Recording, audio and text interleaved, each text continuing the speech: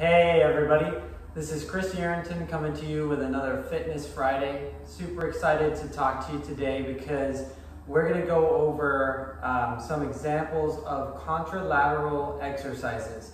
Contralateral exercises are important because you're working both sides of your body. Typically it's going to be in a diagonal line, and what it's going to do is it's going to actually really engage your core and force you to work on core stability. And also, it's going to work on the balance between your muscles on both sides, creating this dynamic work that will work on the stability and strength of your foundational center so that you'll be protecting your kinetic chain and able to create a little bit more stability and support in those stabilizing muscles. So, I'm going to give you a couple of things that you can do that will really work this, and also give you the idea of how it works so that you can understand it and you can create your own activities as well.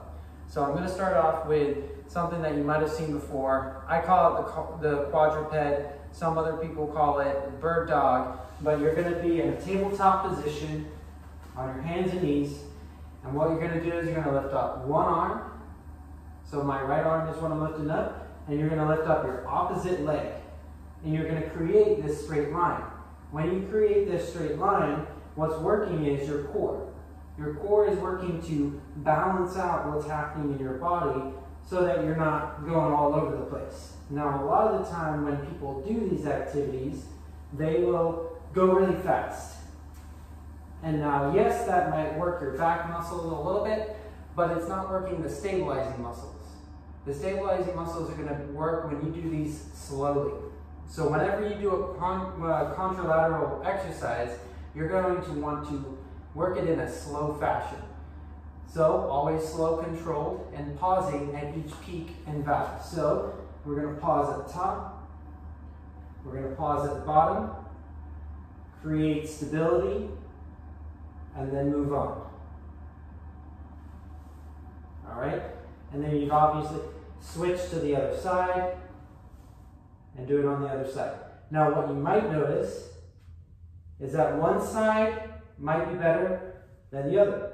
That stability and balance is not ever really going to be equal on both sides. You're going to have one that's a little bit stronger, and so we're going to fight really hard to try and create that equality, but if you don't get there, it's a progress and it's a process for you to get towards stability that's equal on both sides. If there's a huge difference, the goal would be to get it smaller, smaller, smaller, and smaller, so much so that it's really hard to differentiate between the two. But if it's huge, that's going to show up in the way that you perform activities, and it's going to set you up to get hurt. So that's something that you want to consider as well. I'm going to flip over onto my back. Something that you've hopefully seen before is going to be dead bugs. So you're going to have your arms up and your legs up, 90-degree angles here, here, here, and at your heel. All right? So we're going to extend opposite arm and leg. Keep the other ones engaged up here. Really working our core on this one.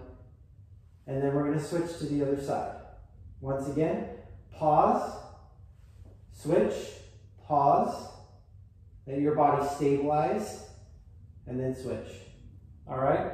Now, key to this exercise is as well, keeping the lower back pressed against the ground so that you don't have any gap between your lower back and the floor. If your back is arched like this, you can get your whole hands underneath there. That's going to be straining on your lower back and your mid back. So we want to press that lower back into the ground so that we're keeping that core nice and engaged, protecting that spine. All right? Once again, opposite arm and leg, stabilize, come back up, and relax. So those are your dead bugs. You can do it in other activities as well. So what I'm going to do is I'm going to show you how you can do it at a lunge. Turn your lunge, which is typically just an isolateral exercise. So you're isolating one side. We're going to turn this lunge into a contralateral exercise. So you're going to hold the weight in the opposite leg or on the opposite hand to the lunging leg. So that front leg. Okay, so that front leg has gone forward. That's my left leg. My right arm is holding that lunge, or that weight. Now I'm going to lunge forward. I'm going to do a curl and a press, all on my right side. So my core is having to stabilize. It doesn't have an equal weight on the other side, so it has to stabilize as I'm going through that motion. All right? So those would be step forward, do the lunge, do the curl and the press, step back up. Lunge, curl, press, step back up. And then you would switch sides, hold it in the other hand, and now we're going to lunge forward with the other leg, curl up, press up, come back down, and back down. Every time you do that, it's going to create an imbalance on one side, so your body has to use its stabilizing muscles to create stability so that you don't fall to the other side or fall to that side. It's keeping you upright when the scale isn't balanced. So it works a lot of stability there.